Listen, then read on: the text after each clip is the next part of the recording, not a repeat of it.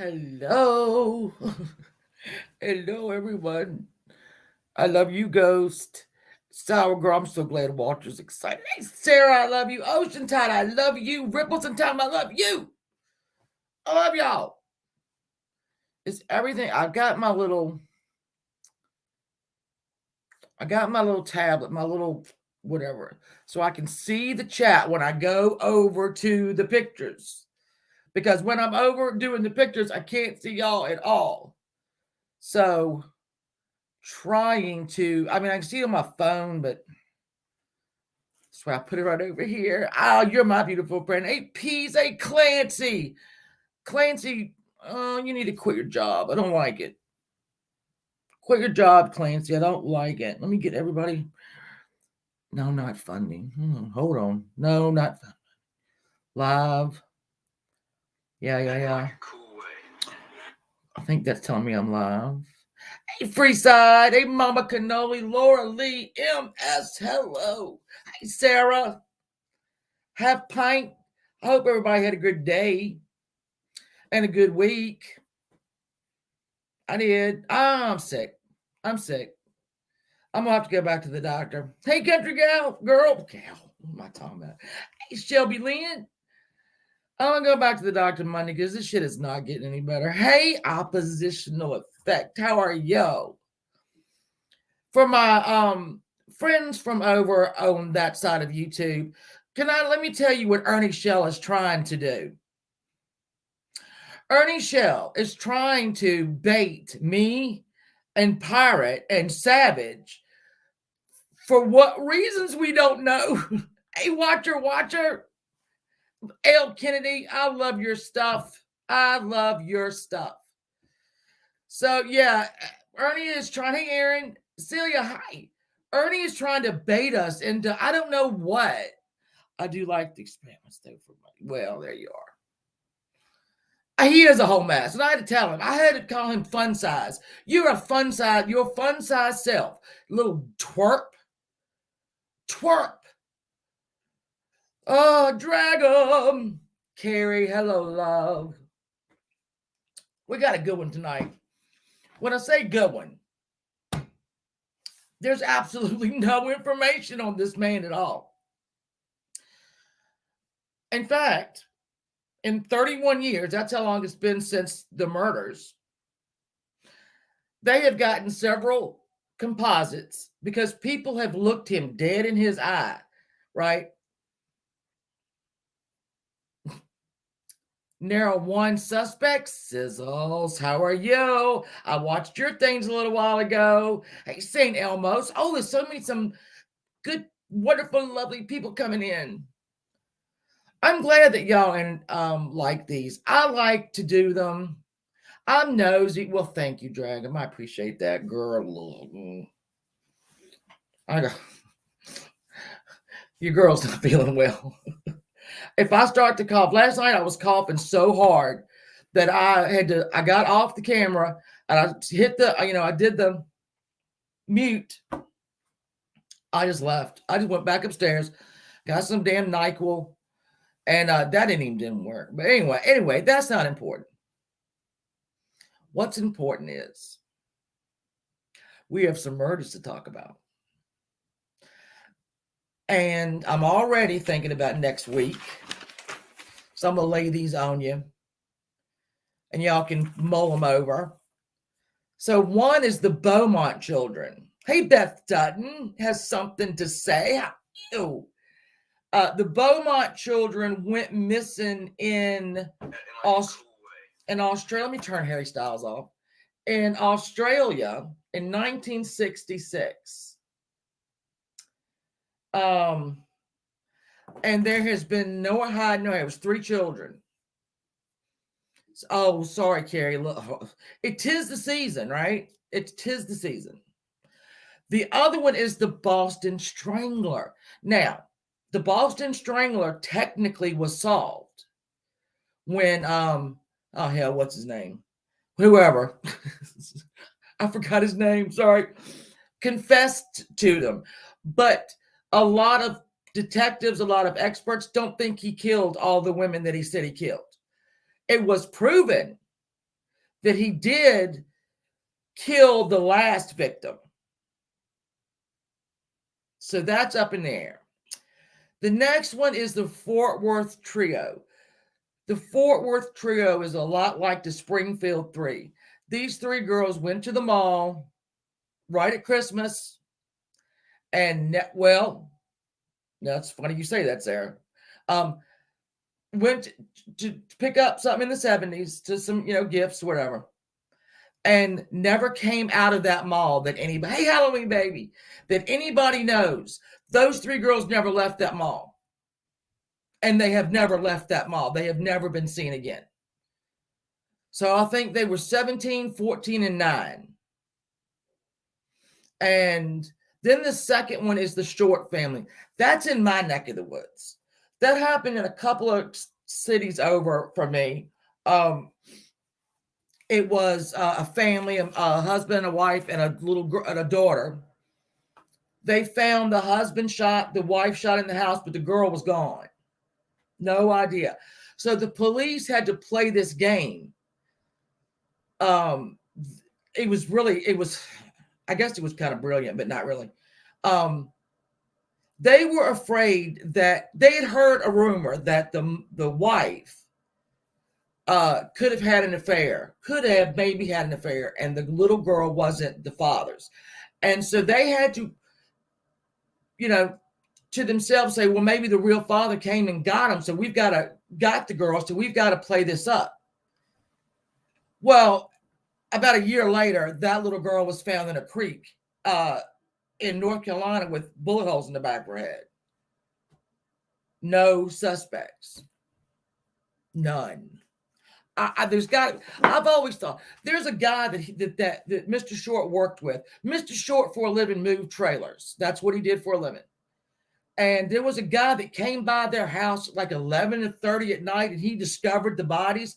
Why are you going to your boss's house at 11:30 at night to discover bodies? I don't know. Hey, Sour Girl, please give Walter all of our best. So those are 4 that I got. And I know the holidays are coming, and we don't want to get too, we don't want to get too depressed. But I mean, there's a lot of murders. Y'all know I don't do anything past over 20 years. I mean, younger than 20 years old. And I think the Short is right at that. So, verbal abuse. So glad y'all are here. So tonight we're going to do the I-70 killer. I-70 killer. And I'm going to read to you right now what is straight off Wikipedia. If you go look, you can look wherever you want to look. There's not usually if you go, like I said before, I always go to Wikipedia first, the first thing I do. Because even though anybody can update that, it is somewhat verified. My second shot is over to Reddit. And on Reddit, you will find the names of, people, suspects, witnesses, the next door neighbor's dog's friend from down the street. It's all on Reddit. But if you go to Reddit on I-70, hey, Quinny Bug, how are you? You're late. I'm just starting now.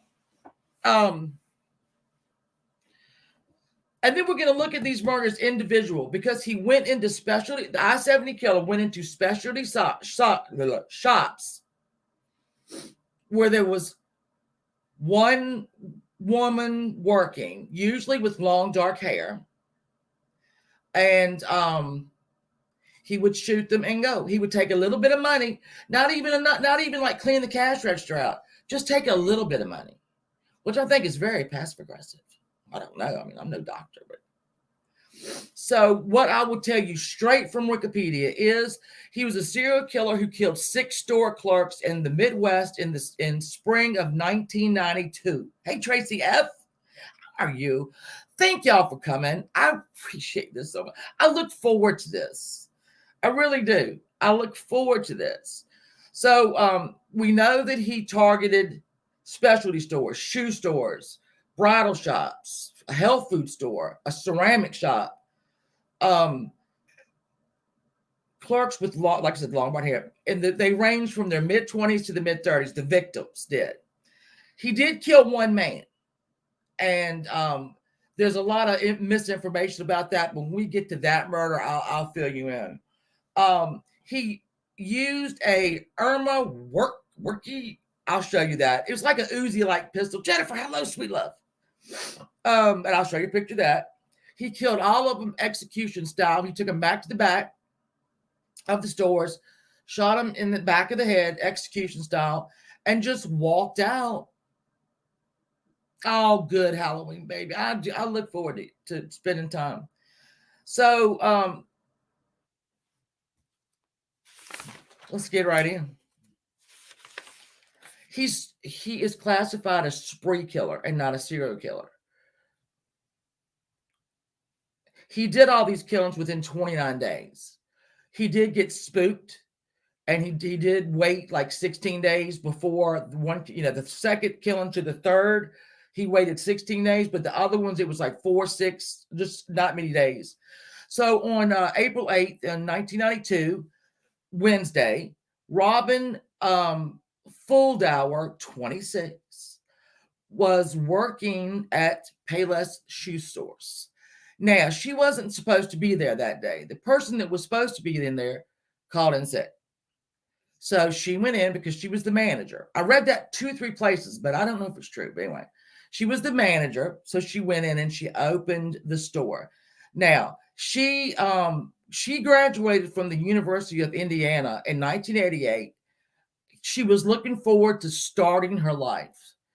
So I guess you take a gap year. Couldn't really find out what degree she had. I couldn't find it. Nobody had it, but she graduated and she had a degree. I just don't know what it was. But she really wanted to start a family and get her life started.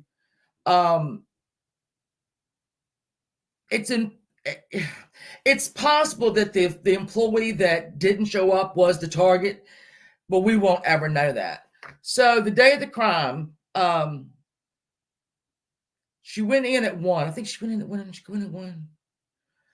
I'm not sure. I'll get back to you on that. Anyway, witnesses saw a man lurking around the Payless shoe stores in the time leading up to the murder. Reportedly, the man lingered for about a half an hour sitting on the curb and watching the store. Had he watched this? We can't decide nobody can decide if he watched these stores, because a few of them he would hit when they weren't busy. I think she went in at 12, and I think he got her at 1:12. Hey, Twist. Hey, Rachel. So we don't know if he spent time watching the store. In some instances, it feels like he did, and in other murders, it feels like he just walked in. So let's see. Now, all of these were off of I-70, hence the name the I-70. And this one was in, let me see, hold on right now. This one was in, I've got so many notes, y'all.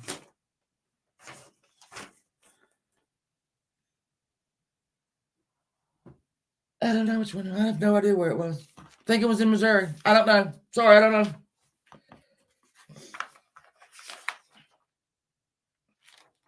Now, what happened? Okay, so the store owner couldn't get in contact with Robin, and he called a nearby salon gas station to tell that guy to please go check. Hey, independent thinker.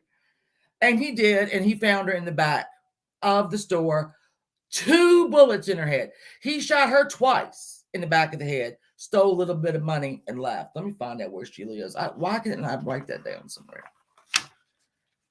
So she's 26 years old. Can you imagine? I was 26 years old.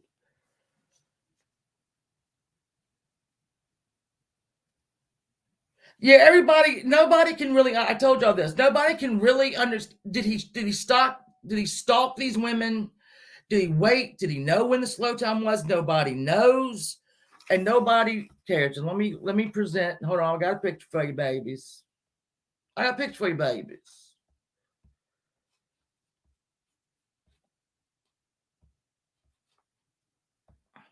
All right, so there we go. She was in Indianapolis, Indiana. Here she is right here over here. That's Robin. All right, so this would be the far end of his route. You look at these little faces, you just think, oh my God. So ballistics came back. It's a 22 caliber gun. They know that. And the killer has used jeweler's rouge to shine the casing of the gun, of the bullet. It's very specific. It normally would never be there. It's jeweler's rouge. It's what you shine something with. You put a little tint on it. Well, these bullets had that tint on the shell casings. So that was murder number one. They didn't know yet. So a couple of days later, on April 11th, 1992, at 6 p.m., La Bride d'Elegance Bridal Shop in Wichita, Kansas. They closed at 6. But that night, it was a Saturday night, they were waiting on a young man to come pick up a cummerbund. And when I say they, it's Patricia Smith, 23, and Patricia Magers, which is the owner at 32. So they were waiting. All right. He entered the store. I'm pretty sure they thought that he was the guy picking up the cummerbund.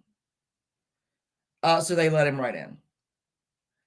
And he took them instead of, because now we have 2 victims. All right. Now we have 2 victims, not just one. He's gotten away with killing one. Now he's got to keep 2 quiet and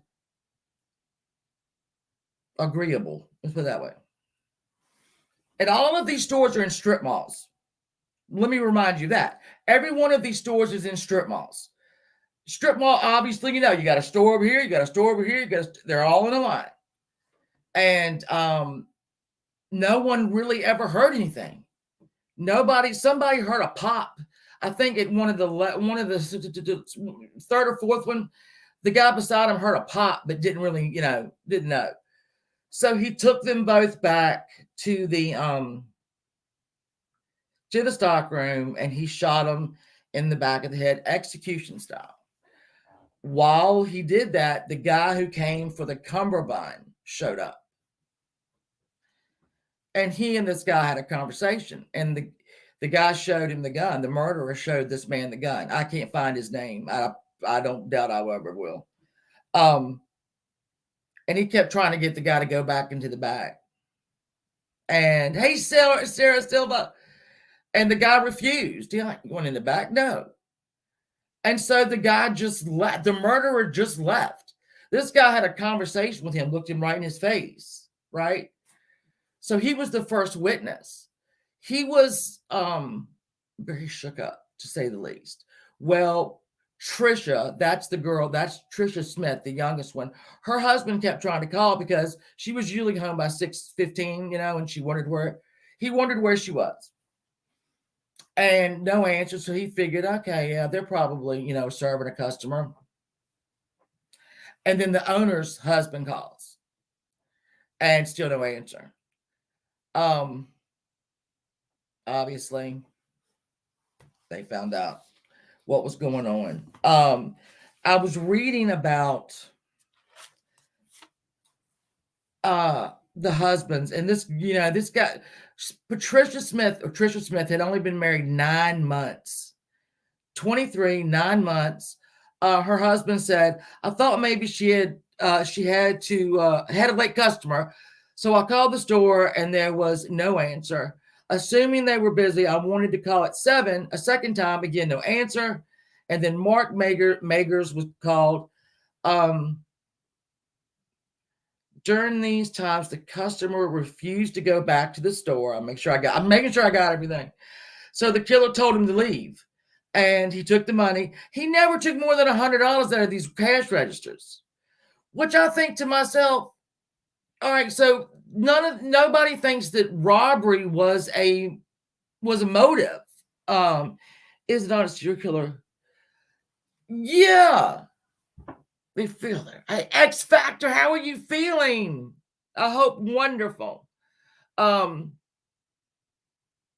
the poor guy that escaped. I mean, he was so upset that he didn't call the police for an hour and a half. I don't know if he saw them in the back. Hey, Uber, I love you. I don't know if he saw him in the back. Finding out what his story is very hard, and I imagine it is because he was a witness. I don't think the police probably wanted his stuff around a lot. But now we have a composite. Now we have a composite. Here's, I'm sorry, here's Robin. Here's the Payless. That's in a strip mall, but it's on the end of the strip mall. Strip mall's on the other side of that. And for some reason, that's them taking her body out. And I always think that it's important to show this because I'll tell you why. Let me go back over here. And this is a pretty valid point. So we all know about serial killers. We know Jack the Ripper. We know BTK. We know. So we know Jack the Ripper. Can y'all give me one victim of Jack the Ripper? Can anybody, just off the top of your head, give me one of the victims? Because it's when all the murders fall under the name of their killer, they're lost forever. They're lost forever. These women are lost forever. It's hard to find any photographs of them. I tried back in the 1992. I don't guess, obviously there was no social media. Now you would know that. But a lot of times, St. Elmo's, Mary's one of them. The victims fall under that, behind that name of the killer, right? And maybe that's why I like doing these. I don't know. I like showing you this. This is her body. This was important. This was her father, Robin Fuldore's father. They interviewed him after a year. And he made the comment that, a year is a whole lot. That's a long time to wonder. It's 31 years now. Stop it. You're just showing off that Stella girl. Y'all are showing off. Someone by the last name Chapman, I know. See, I got to up my game because I couldn't have given you one of those. Y'all are good. Trying to remember, I got the calls from the customer. Oh yeah, I forgot. All right, Patricia Smith, the 32-year-old owner, was dead at the scene. Trisha held on till they got her to the hospital. I'm sorry, that sounds so gross. I'm sorry. And she obviously didn't make it. So they cleared the two husbands right away. The witness gave a sketch, worked with a sketch artist. So the similarities were to this one. The victims were marched to the back of the store, 22 caliber with Jeweler's Rouge on it, on the casings. Took money out of the register. Both women had long dark hair. Let me show you a picture of them. Here they are. Well, Patricia Smith doesn't look like she has long dark hair, but that's okay. And there's the gun. And they know this was the gun because I told you the boy that was coming to get the cummerbunds saw this gun. The guy showed him the gun. And I guess the guy, thank God, said, you go kill me here in the front, or I ain't going in the back. You go kill me in the front. And the guy didn't do it. But why didn't he do it? That's another thing I don't understand. Why didn't he kill him? Just right out there. There was no silencer used because if there was, hey, what the fox? If there was silencer, it spits out that wiry, stuff. And this is in front of the bridal boutique. That's what a depressing sight. What a depressing sight. The one thing that they've never, ever, ever had a idea about is how he got away. If he had a car waiting somewhere, no one ever called in a weird car. Nobody called in an odd man walking in the neighborhood. Nobody said, hey, I think I picked that guy up on I-70. Nothing. There was nothing. Nothing. He maybe so, MS. I mean, it's just, to me, I don't understand why. What the fuck? But again, no one can figure out how he got away. No one can figure out. In one of the last murders, they saw him climbing a steep hill towards I-70. They were in fact, with those two people, there were two people witnesses then. They gave a composite. Let me show you the composite. This gross little bastard. Let me go all the way down. Hold on. All right. Now, make sure it falls over. There you go. Is it there? Is it go? There we go. Okay. Here are the four composites. We don't know which one gave what. Okay. No surveillance, Lorley. Not in 92. I guess they didn't have surveillance. Like we do now. They might have had it, in bigger stores, but because these were specialty stores and kind of small businesses, besides the Payless, they really weren't. Yeah. So that guy right here can tell you, there's really no dates on this. I'm sure the police did that for a reason. I would imagine. The third one over seems like that might be maybe the guy in the bridal store could have done that. Or I'll tell you about a store in a minute where this has been on Unsolved Mysteries too. Yeah, real creepy. Oh, you want to see creepy? Oh, you want to see creepy? They have aged the third picture over, the third drawing over. They have aged it. So they are pretty confident that this is the guy. They're pretty, if you're aging that one, none of the other ones have been aged. So they have aged that one only because he is described as, and listen, it's always the same, 5'7" to 5'9". So not tall. Mid-20s to mid-30s, but they think probably closer to 30. Reddish blonde hair. And one time he hadn't shaved, so there was like reddish stubble on his face. That's all we got. But he's never taller than 5'9". So he's pretty, I don't want to say short, but I mean, that's but that's the only one they've aged. And the other three, aren't really, I don't know how if you could age them, and I don't know. Well, the third one and the fourth one, the nose maybe is alike. I don't know. I don't know. I don't know. I wish I knew, but I don't. I don't know why I put those so far down. But he was gross. All right. So this one is the one that spooked him. This is the one that spooked him. And he waited about 16 days, I want to say, from the 11th to the 27th of April. So he killed the two women at the bridal store on the 11th. On April 27th, he struck again. And in that one, he hit Sylvia's ceramic store. Now, look how big those windows are. That's going to be important in a second. Look how big that window is. That's a pretty damn big window. All right. That is where he killed 40-year-old. His nickname was Mick McCohen. And there's Mick. His mother owned the ceramic shop. Hold on. Am I making this big? His mother owned the ceramic store.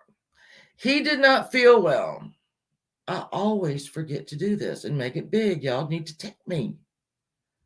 It really didn't make it that much bigger, did it? No, it didn't. Fuck. Anyway, his mother and his sister were working at the store. He did not feel well, but he thought, well, I gotta go. I gotta go. So he went in. Let me turn it.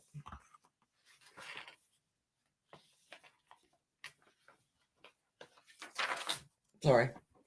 This is Terre Haute, Indiana, on the 27th of April. He went in for his mom and his sisters so they could come home. Now, it is said that this was a mistake, that the killer made a mistake. And they say that because they say Mark had long hair. Deborah, Mark had long brown hair and he wore it in a ponytail. But that's not exactly true. He did. He had worn his hair like that before. But his sisters said he had just cut his hair.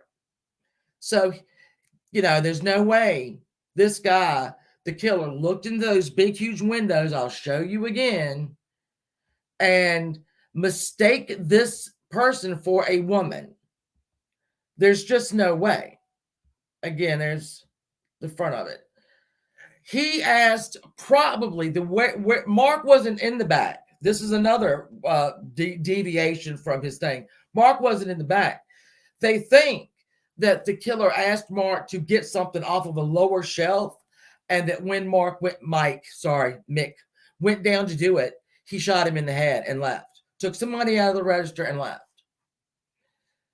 So, one, I don't think he mistook him for for a woman, but that's what you're going to find if you go and look this up, even though his sister said no, he cut his hair. Another one that wasn't supposed to be there. He wasn't going to go in, didn't feel well. So that's another one, along with Robin, the first one, who wasn't supposed to be there.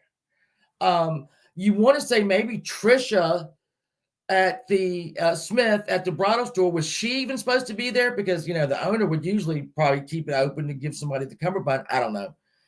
But Mick definitely did not want to be there because he was ill. His sisters adored him. They called him kind-hearted and beloved. One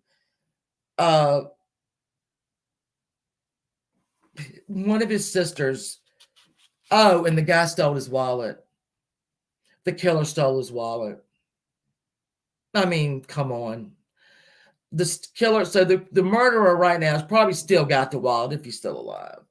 One of the sisters called the store, and a policeman answered and asked who it was, and she said, I'm the daughter of the owner. And he said, okay, your brother's over here dead. Oh, thank you, Halloween baby. Thank you. It's gonna all go for my hair conditioning. The other sister was watching the news and found out that her brother was dead. Again, nobody saw nothing. Nothing. Didn't hear nothing. No saw nothing. I don't know nothing. Ballistics came back. Guess what? 22. And hey, Chi. And what did you say? Group of flamingos is called a. Is it? I'd like to get that tattooed on me. Flamboyance. Thank you, Carrie. I love you, baby.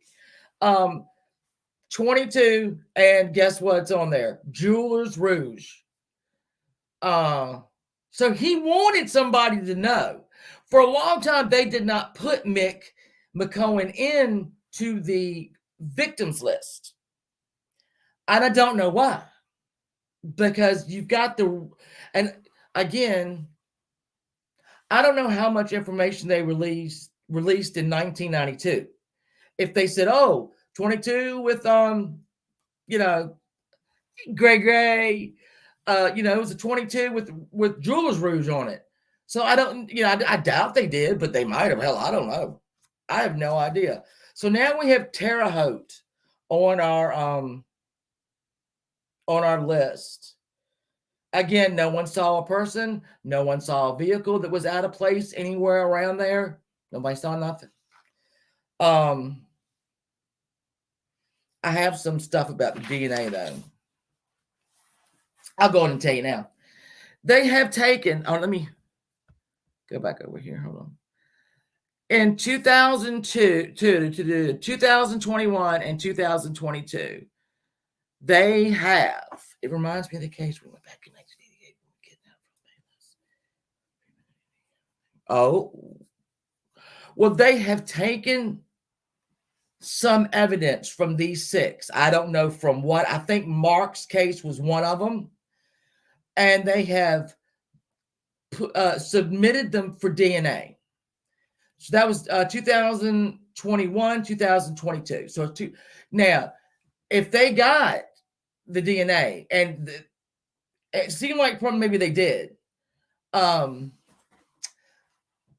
put it into, the familiar DNA, familial, that's a hard word. And they'll go to, the DNA sites, and they have to build the family or tear down the family to figure out. That could very well happen. We might find out who this guy was. Could be. It's promising, promising. Yeah, CODIS. Well, it's CODIS. They're also using because CODIS is, that's for like convicts, right? I say convicts. Do people even say convicts anymore? I'm like Ancestry DNA or 21andMe. They go there and they'll get those families and they'll start going back and find out who it is. So let's pray, because 32 years is a long time. But then we're going to talk about why spree killers stop. I guess that's what makes them spree killers and not serial killers. But I mean, I don't know. I don't know the difference. I don't know the difference. So let's go find our next victim. We're plowing through these. Oops, hold on. All right, there's Mark again. Mike. His name is Michael. All right, we have Nancy Kitzmiller. Let's get a picture of her. There she is. Isn't she pretty? She was 24. This is in St. Charles, Missouri, May 3rd, 1992, on a Sunday. And she also graduated. She was a college graduate, Oklahoma State University. She majored in geography. And right before she was murdered, she went to interview with the Defense Mapping Agency in St. Louis. She's a pretty smart girl. She loved to play soccer. And when she came back home from Oklahoma, from university, she would organize games with her friends and whatnot. So she was, she loved, she also loved the outdoors, working at Boot Village, because she was also, in 1992, we all remember Garth Brooks, probably getting huge by then. I can't remember, pretty sure. She loved Western shirts, jeans, and boots. In 1992, girls and boys, I loved me some boots. Hey, Renee Marie, I used to love me some boots. And I wish I could find where my damn boots went. I loved them. So she was just a sweet-faced girl with everything in front of her. Everything in front of her. In fact, I'll tell you this. This is horrible. Again, came in, took her to the back of the store, shot her in the back of the head, execution style. Thank you. What the fuck? Thank you. Took a little bit of money out of the thing. Again, guess what? Nancy wasn't supposed to be there. Somebody called in sick. And Nancy went in because she was the manager. She wasn't supposed to die that day. Nobody's ever supposed to die, don't get me wrong. Imagine what 10,000 of the pink booger flapping things are. Why don't she's drunk? No, it's called Boot Village. Oh, whistle boots? let me tell you, girl, I had some boots. So this is horrible, but her dad said when they were getting ready to bury her, they all had a discussion and a kind of argument over what they should bury her in, because she loved Western shirts, jeans, and boots, and that's what they buried her in. Because I can't, I've had to make that decision. I've known people that had to make that decision, and it's not a good one to make. So funny too, she never worked. She would never work alone. She never usually worked alone, but that day she did. And this is again in the middle of a strip mall. There was a beauty salon on one side. There was a veterinary clinic on the other side. Nobody heard anything.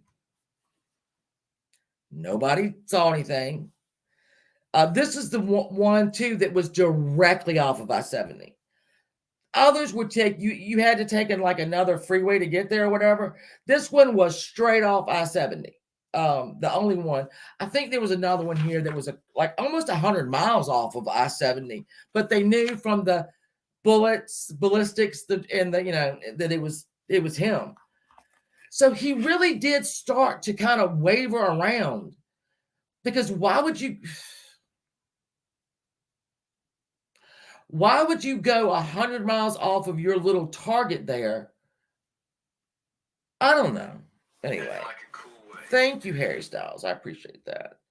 The nearest truck stop to this place was 8 miles. And I say this because some people thought maybe he hitchhiked to the strip malls, but then you would have to watch him, right?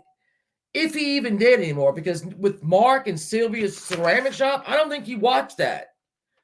I think that he thought maybe the mother and the sister were going to be at that ceramic shop, and then when he got there and they weren't, he just went on with his plan.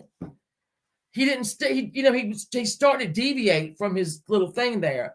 I still love boots. I wish I had more boots. I need to buy boots. So again, 22.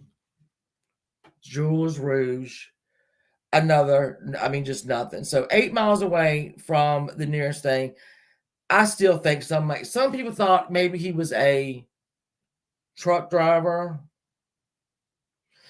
Flamingos are delicious. Earth, I love you. I love you a long time. But I don't know I think if he'd have hitchhiked, somebody would have said, wait a minute, I picked him up. I picked a guy up. I don't know. I've gone back and watched some of the like local news coverage. And this is why I'm telling you, I don't know that they had let out this Jeweler's Rouge, because I saw it in nothing. I watched the stories the day it happened.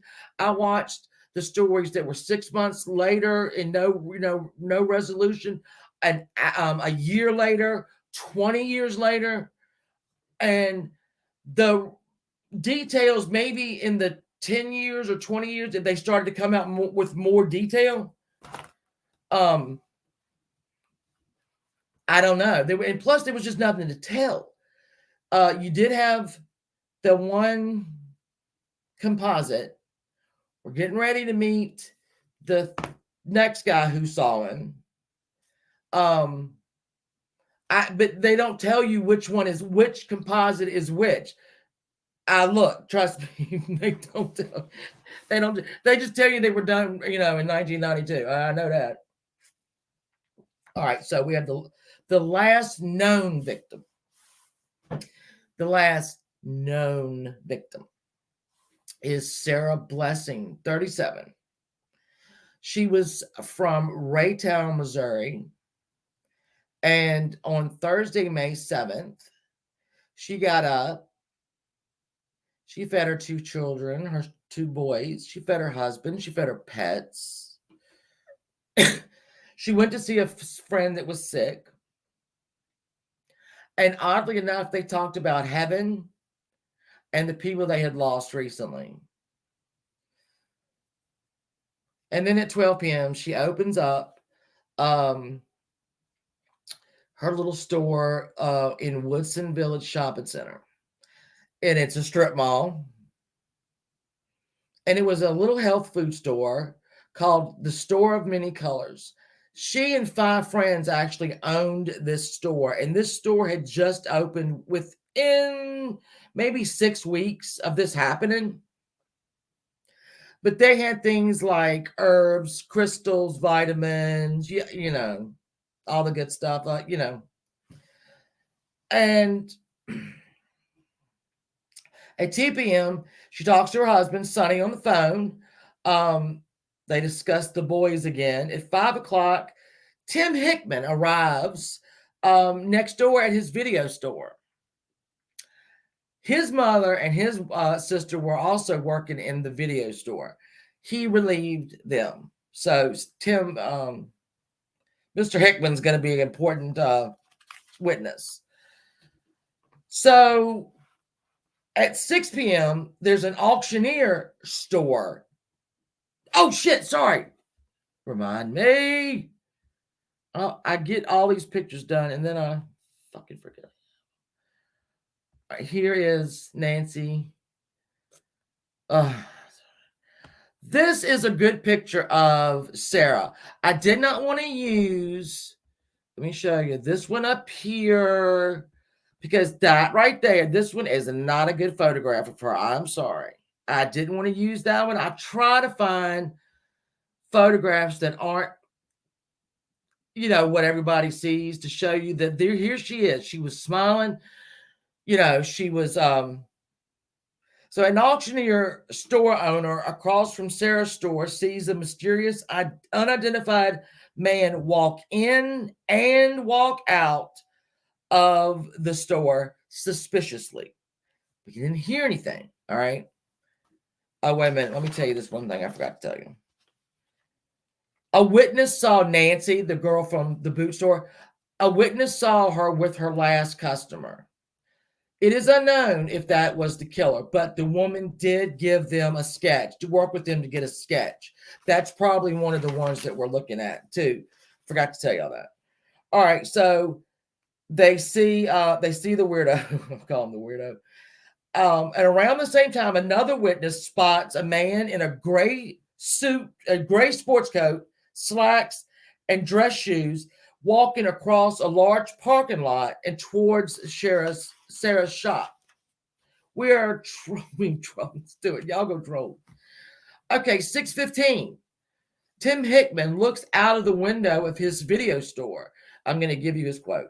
I happened to glance up and see a gentleman coming across the parking lot. He had on sports coat, and I thought, wow, that's weird. He was walking this way. I look up again, and he is stepping right in front of my door. I looked at him, and he looked at me. I think he was a little bit shocked. He looked at me like, you're not supposed to be here. He said, I looked at his face. He turns left and took off. Now, this is the guy right beside her store. So about 2 or 3 minutes later, he hears a pop. All right. Hickman recalls, it sounds like a gunshot. Then I say, oh, that can't be. He grabs his gun. He walks out of his door. Sarah's door is still closing from the man leaving. All right. It's still closing. And he sees the guy running off, and he knows it's the same guy because they had the same clothes on, the sports jacket and the dress shoes. And then he said that he stood there about 20 to 30 seconds, which I would probably do too. And he followed the guy around the corner, and that's when he saw the man scaling a big hill. But wait, there's another one. So police were called. Sarah was pronounced dead at the scene. They found a grocery store clerk who was getting carts in from the parking lot, who saw the same thing Hickman saw, which was the man dressed the way he was and climbing up a steep hill onto Woodson Road. And there was a subdivision back there. So another witness reported the same suspect walking down a busy street around 6:45. So there we've got the big, that he really, and maybe that's why he stopped. But I don't know if he stopped. Um, I don't know if he stopped because we have some more murders, and they were down in Texas. So I think now, though, this is why we have so many. Maybe that's why we have 4 composites. I guess I didn't put that together before. So you have the one. Let's go. Let me go over here. Let's pull this one up again. Let's get this 4. Let's get the 4. Where's the funky 4? There we go. All right. Why do I keep losing you? All right. So one of them would be from the guy picking up the cummerbund. One would be from Hickman. One would be from the grocery store clerk, and the other one would be maybe from the woman or person who saw her with the last customer, Fitzmiller. I don't know. Number 3, just one of these looked like Simon Cowell. That's what I thought. Oh my God. All right, guys, we're not done though. We got some more murders. And do I need to say it? Sarah Blessing, 22 caliber, shot in the back of the head, execution style, Jeweler's Rouge on the casings. That he left. One casing he left. So, September 25th, 1993, in Texas, we have another murder. I don't know, Rachel. I do not know. Listen. I have solving crimes in the 80s and 70s, 80s, 90s. How long? I've done them in every single decade. I don't know how police did it back in the day. I mean, I don't understand how they did it because now you got DNA. All right. So, that might solve these murders if they were stored properly, if nobody touched them. I mean, who knows? But here's what I do know too, is that if we discuss, and I hope we do, if we discuss the Fort Worth trio, there's a thing in Texas called the Texas Killing Fields. And it is where so many murder victims have been found, the Texas Killing Fields. And when they're looking for these 3 girls, they had Jane Does that were there and whatnot, and they had tried to match anything with these 3 girls that went missing to the girls there that were, not identified. But there was a couple that was murdered. It was a little young couple, and the police had her dress that was near her for 20. Might have been 30 years. And to test that garment, it was going to cost $20,000 to $30,000. And that is taking the garment, trying to, extracting the DNA, giving it over to the familiar, where they go and they look. And they spent the money and they found the killer. So with this, it would have to be touch DNA, I guess. And that's hoping that nobody actually touched the shell casing, which they probably didn't. Cops, you always remember that they're picking them up with the end of their pen. There's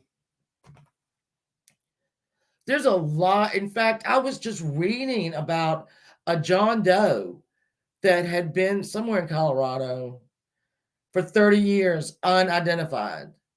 And I don't know where they got the money, but they ID'd him finally after 30 some years.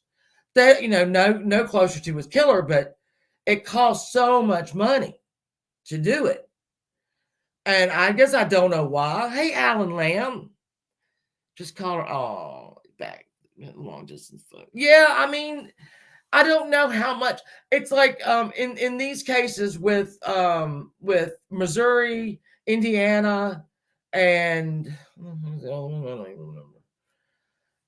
they had to have a meeting to share stuff.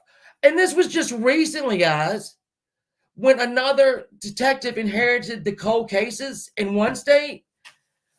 They called the next states, the two states, and they're like, well, I mean, let's work together. Okay. Hey, Lucky Lou. So, yeah. I mean,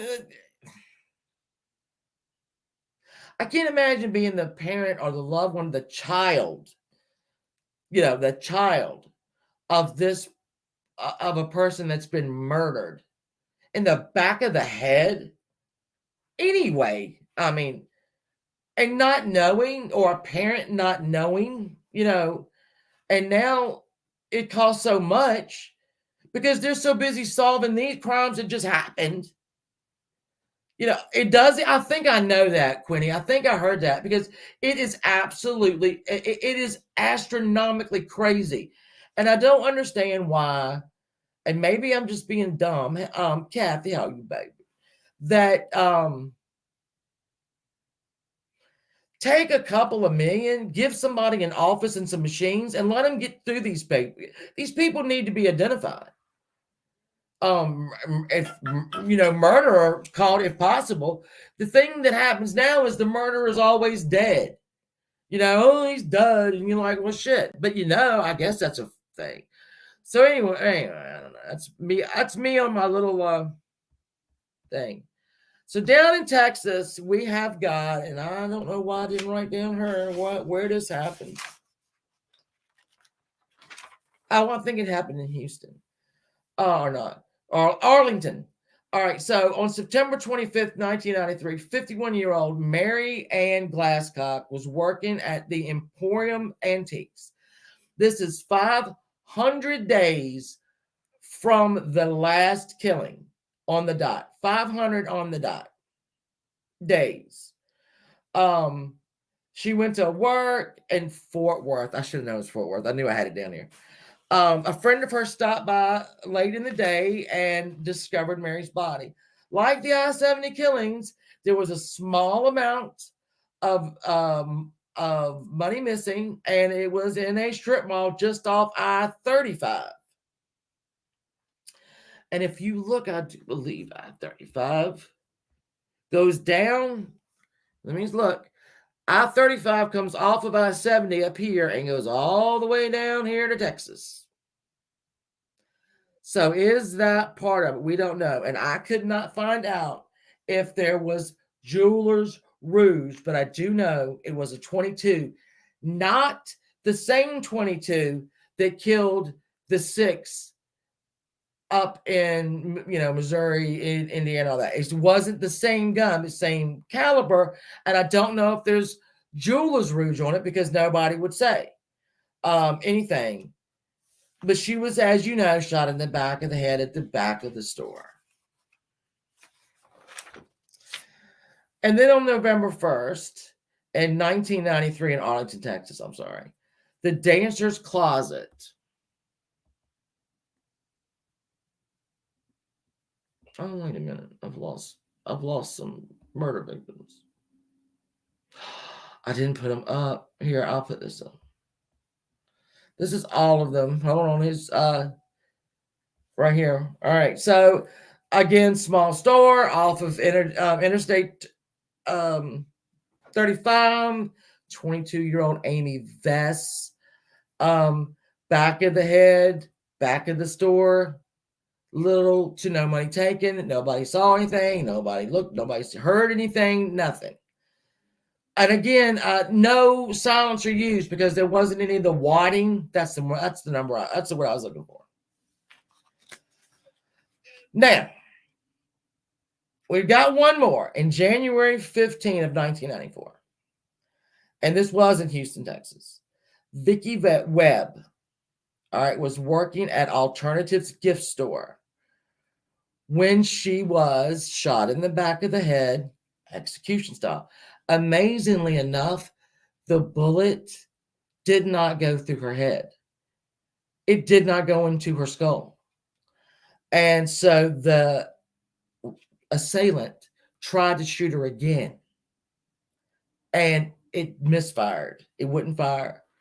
He looked at her and laughed and just left her for dead. I imagine there was probably a lot of blood, even though it didn't go into her brain. You know, if you cut your head, that's a whole, it's so many blood vessels up here. It's a lot of blood.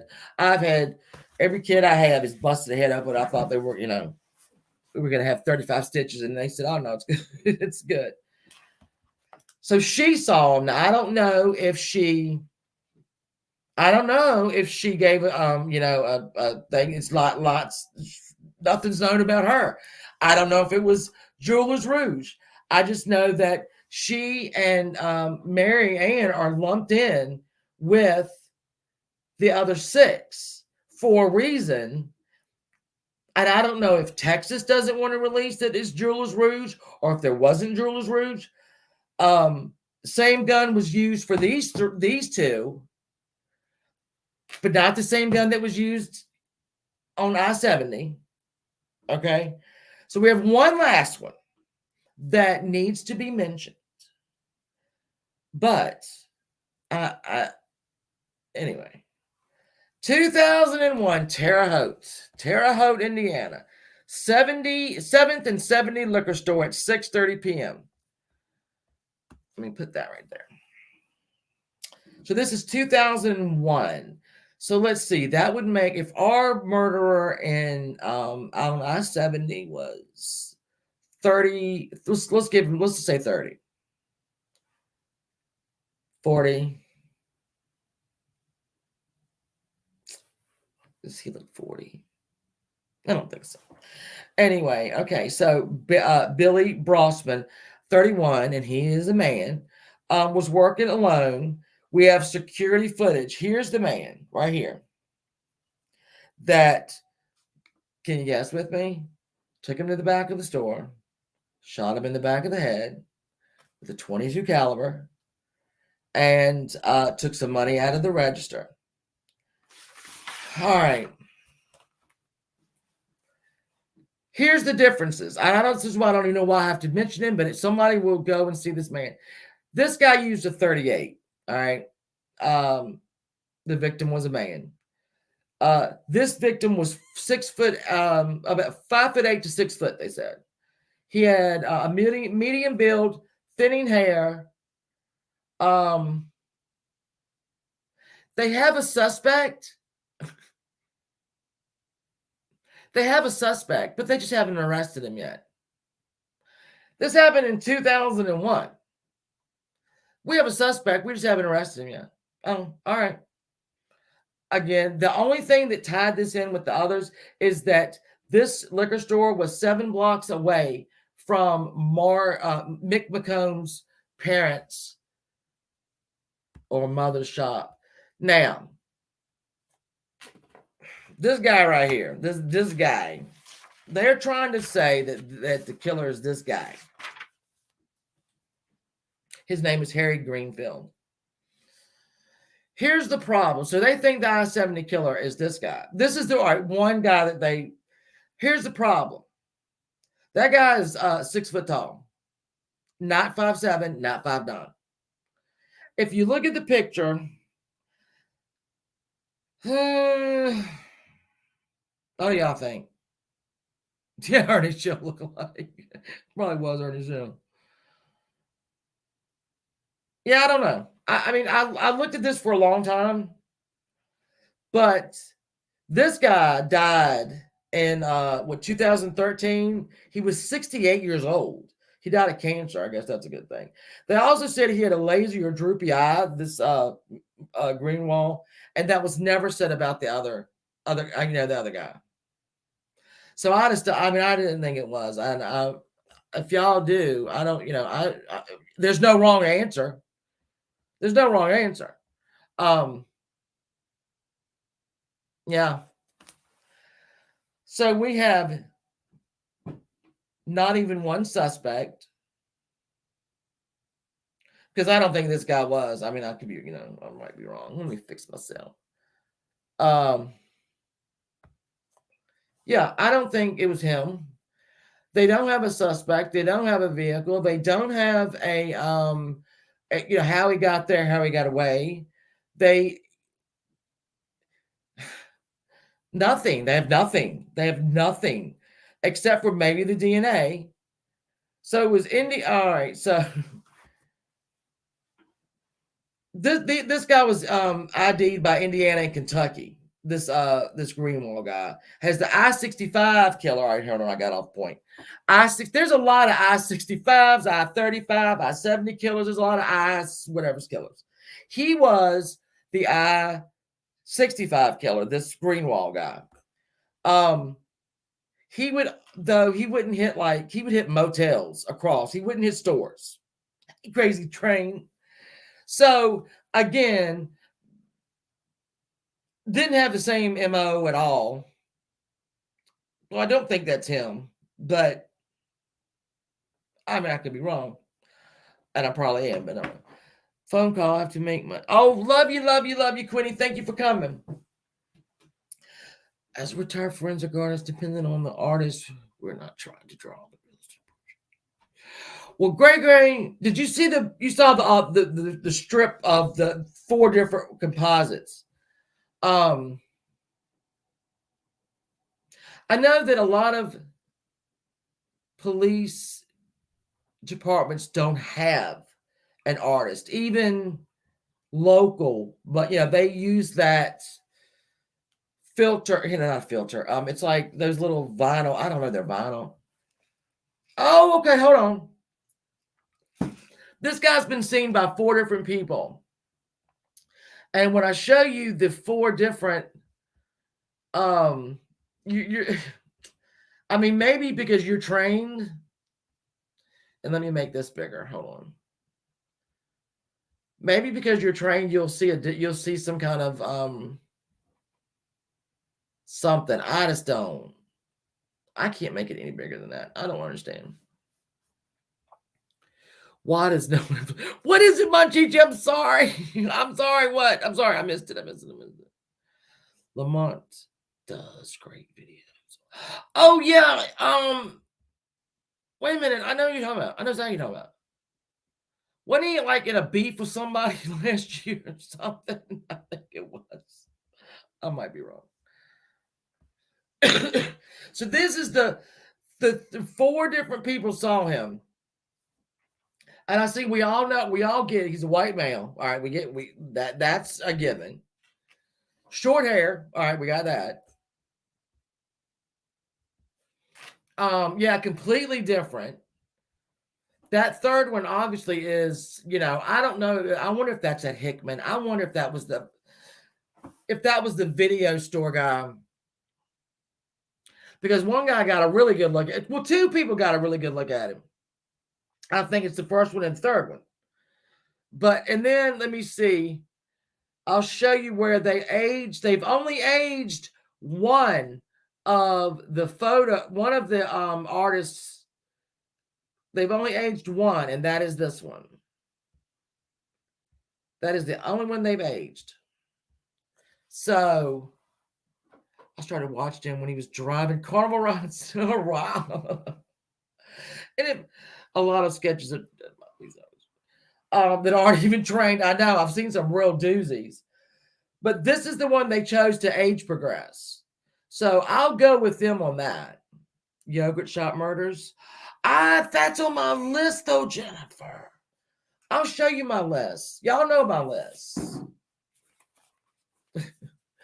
Oh, I just got this wet shit. Oh, well. I got it wet with my drink. But, yeah, the eyes kind of are the same. I write them all down. And I know I've got it written here somewhere. And then as I do it, I'll start crossing them off. And then sometimes I got to check to see if they're 20 years or more. Because y'all know, my thing is, everybody talks about new cases. Everybody talks about new cases. Nobody remembers these people. Nobody remembers them except for their family. And I mean, all 9 victims, like I said, were shot um, with the 22. He only, even in Texas, he only hit specialty stores. So that's a thing. With Mark McCone, that's what I think is so weird. Mike, why do I keep calling him Mike? Is that he went in there, he knew that the girls weren't, the mom and the sister weren't working, and he killed him anyway. Didn't take him to the back of the store, though. Didn't do that. Shot him right there in the floor when he was bending down to get something. Why did he decide to go in and kill him? I just, if your thing is long, women with long hair, long dark hair, and again, a lot of people say that he had long dark hair and he didn't. He got it cut. So I love the old ones too, drag them. I mean, I know we're not gonna solve them, but these people are important. They're important. So the I-70, like again, we might get some. Wouldn't that be great in 2024 if they get somebody and he can be brought into justice, or it's good to talk about cold cases. You never. Well, there you go, MS. That's true. You never know. You never know. I just know that these people's parents are all they're gone or going. Their siblings. They're one of somebody's husband. I can't remember who it was because I've read so much. Said that it took him 13 years to get over this.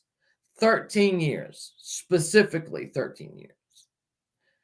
And I guess that's, I guess that's true. Especially when there's no closure to it. There's nobody that's going to be in jail for it. There's not going to be a trial, or you haven't had one, let's put it that way. And, nobody is paying for this. So I guess it would take longer to get over. And I say get over it. You don't get over something like that. You just learn to live with it. Does that make sense?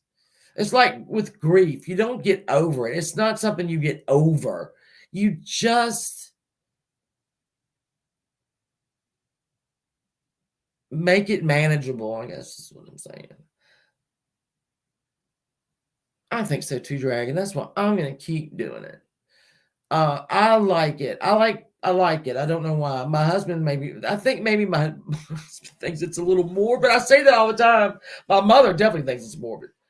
I don't. I think it's interesting. And I like to do it. So, unfortunately, well, here's what I want to say. Here's what I wrote down questions when I first started doing this because oh Lord, y'all know me and my damn notebook, my handy dandy notebook.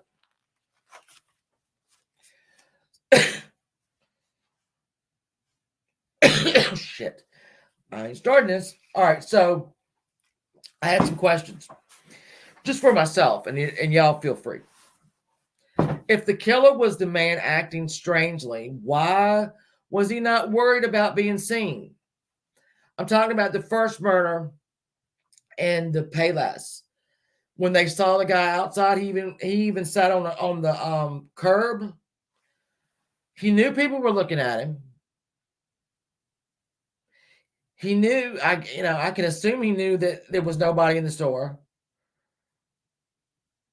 Why wasn't he worried about being seen? If there were people interested more. Well, I guess so, Gregor. I guess so, yeah. And then you always wonder what made that day the day. What made that day the day he was going to start this? How many days did he sat around? How many stores did he sat out in front of? Where did he decide to put his car? Because wherever he put it, bravo, dude. Nobody ever saw it. Nobody ever saw you except for the people that watched you scale that hill. Nobody ever saw him escape. So job well done on that. The last sale rung up in the very first murder was done at 1:12. And supposedly the suspect entered the store at 1:30. I'm like, did he sit around? I just don't understand. My school art teacher used to get mad. I love schools. But I mean, it's got, you know what? See, I admire you, Gregory. You could have turned a passion into helping people because you were probably the only instrument of closure they had that they could was there. I'm trying to. Oh, let me try it. I'm trying to. You were directly responsible for their recollection. That's what I'm saying. All right, Susan, yay!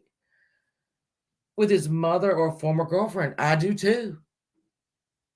I do too. I have to wonder. I always wonder what made that day. What made you do it that day? And that girl who wasn't even supposed to be there. Who wasn't supposed to be there? The first murder, they say he left out of the back door. It's believed. And that's okay, Susan Ye. I don't even think they know if he left. I mean, there's a couple that he walked out the front door. We know those. They really have no idea. The police really don't have any idea right now, still to this day. Believe me, like I said, I watched the day the murders happened. I watched a year after the murders happened. I watched 10 years after the murders happened, the news things. And then I watched the 20 years after it happened, news, where they go back and find the family and the friends and all that shit and talk to the police who know nothing. Who know nothing to this day. Get up here and say, I don't know. And they'll blame it on the people that did it 30 years ago, but it is what it is. So, yeah, I think that's all my questions I have. Let me see. I write weird things like a question over here, and I don't I think I might have it though. I think I got all my questions out. The murder book is closed. So we've talked about another one. Now I got to figure out which one I want to do next and which one y'all want to do next. One, I'm telling you, this one, the Fort Worth trio is a great one. I might do that. That's 3 people that, like, again, disappeared off the face of the earth. And there were clues. There were, in fact, the oldest girl of 17 was actually married. And she took her car, picked up her friend, the 14-year-old, and the friend's next door neighbor, and they went to the mall. So the next day, which would have been Christmas Eve, the girl's husband, Tommy, got a letter in the mail from her that she supposedly mailed from wherever. And basically, she called him Thomas, and she never called him Thomas. So he's Tommy. And I'm paraphrasing because I can't remember exactly what the note said, but it said basically that they just needed to get away. She knew she was going to catch it for this, and where the car was. The car was in the parking lot of Sears, whatever, at the mall. And that is indeed where the car was. That FBI have looked at that note, I don't know how many times, and they cannot say whether Rachel wrote it or not. They don't know.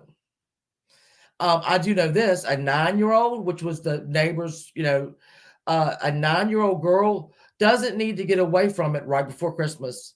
A 9-year-old kid is not going to get away from it for a week or two before Christmas.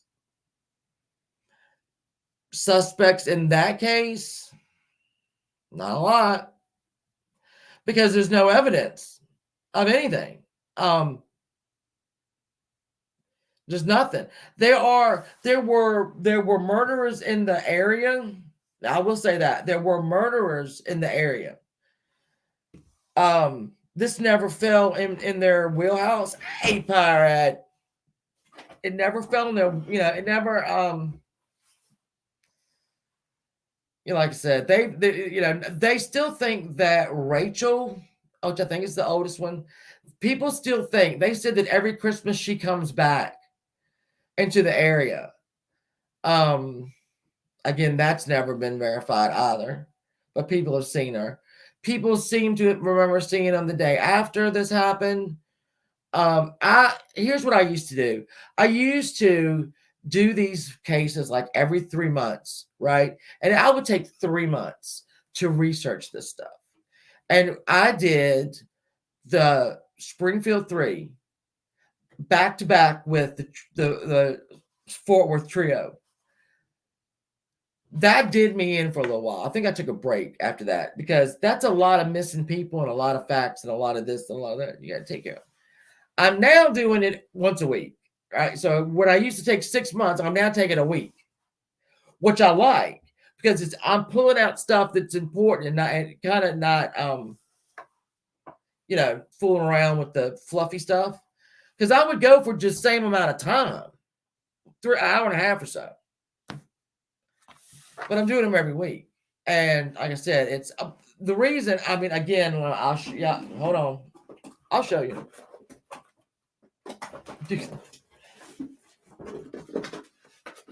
All right.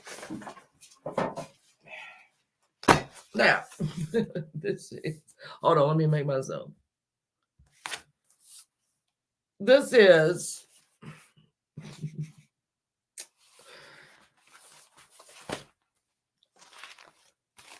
a little crazy. It is a nice break from the drama. I don't get into a lot of drama now. All right, Fort Worth trio. Here we go. We're right on top. Here's my file. Like I said, I know, right? I'm a little. Oh, Rachel, I love spending time with y'all. I really do. I like bringing these to y'all. So this is my work on the trio from, oh no, they would have been missing 48 years when I did this. So maybe it was last year I did it.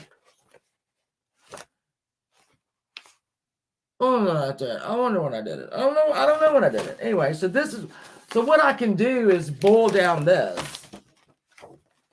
And,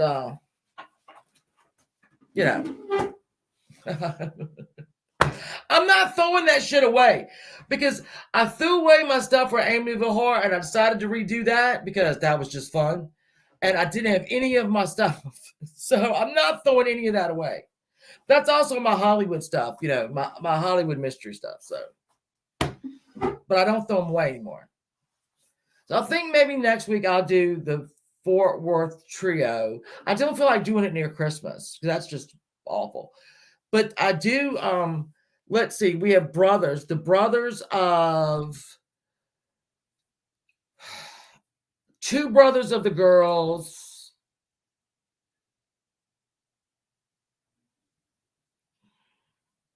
Yeah, 2 brothers on Facebook. Rusty, he was Rachel's brother, the oldest, and he started a Facebook page. And y'all can go look on that. The brother, he's the brother, and then the 9-year-old's little brother, 9-year-old's brother is also active on there.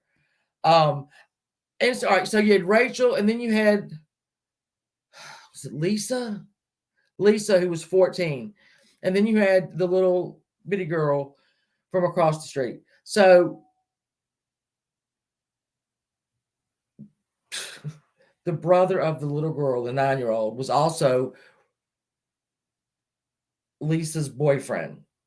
So he lost a girlfriend, even though they were just 14. You know what I'm saying? He was a little bit older. And he lost his sister.